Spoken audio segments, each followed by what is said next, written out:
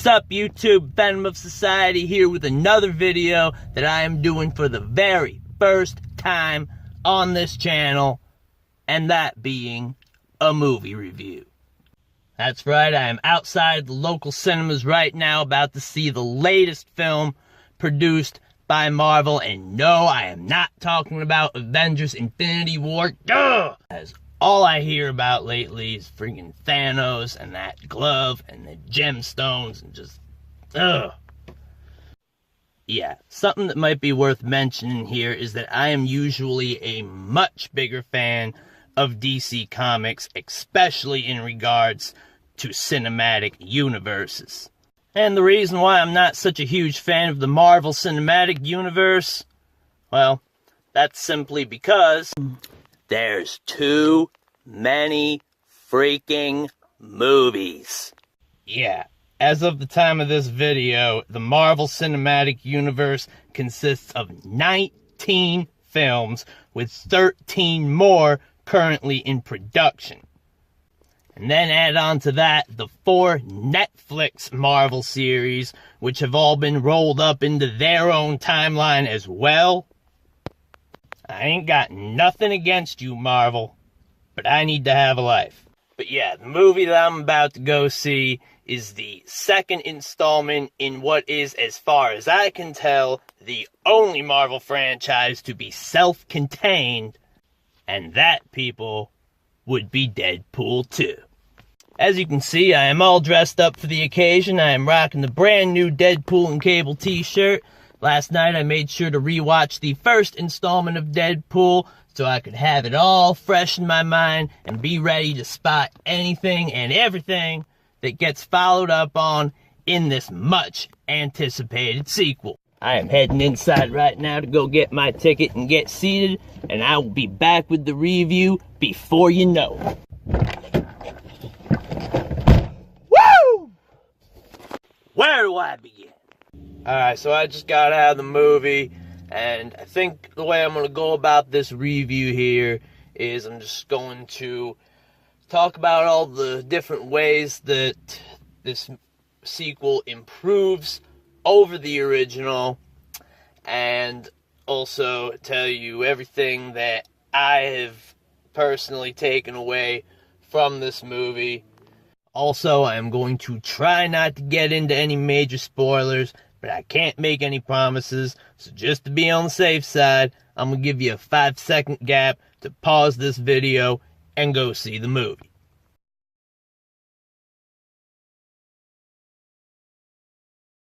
Deadpool's gonna die. I assure you that is hardly a spoiler. As a matter of fact, it is among the very first lines of dialogue spoken by Deadpool in the beginning of the movie.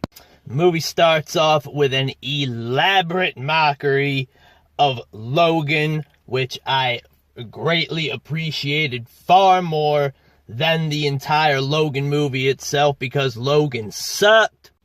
But let's review one movie at a time here. The plot of this movie gets going on what is, even for Deadpool standards, a very dark, dreary, emotional, downbeat note.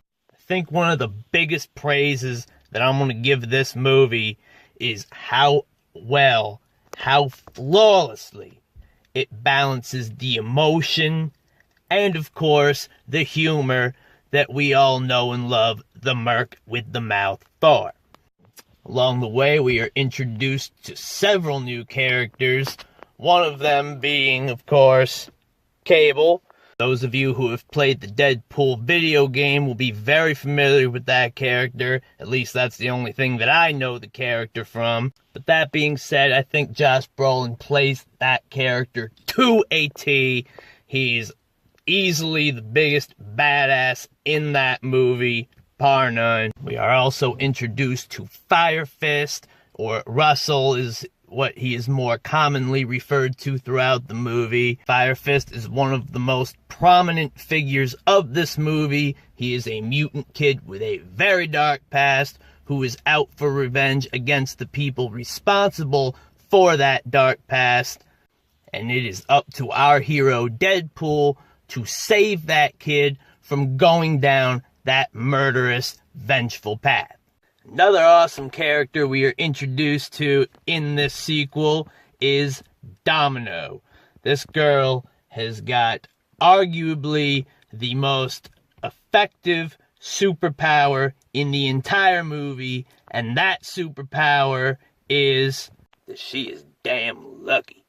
Domino is actually a part of the X-Force, which is a team of other superheroes who Deadpool assembles via a recruitment process. But yeah, let's just say that going skydiving without checking the weather to see how windy it's going to be first, that ain't a good idea. This movie does have quite an element of time travel to it, which more often than not tends to make movies almost impossible to follow. But luckily, this movie manages to keep the time traveling simple enough so that you can understand when it's happening and why. Now, one thing about this movie that unfortunately I cannot comment on is the post-credit scene that people can't really seem to make heads or tails of. And the reason why I can't comment on it is simply because the theater did not want to show us that. I sat all the way through those end credits, as did many others in that theater. When we got to the end, we just got the blue screen saying this motion picture was rated R, and then lights came back on, that was that.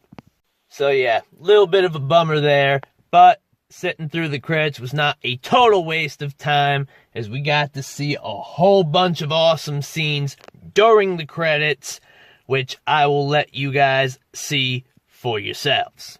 I know I said that I was going to talk about all the ways that I feel like the movie's improved with the sequel, and then I just kind of started rambling on about the characters, but honestly, the characters are how this movie improves, because the only way to really take such a unique character like Deadpool and improve upon him is just by giving him more characters to fight with and insult and belittle and otherwise interact with in hilarious fashion.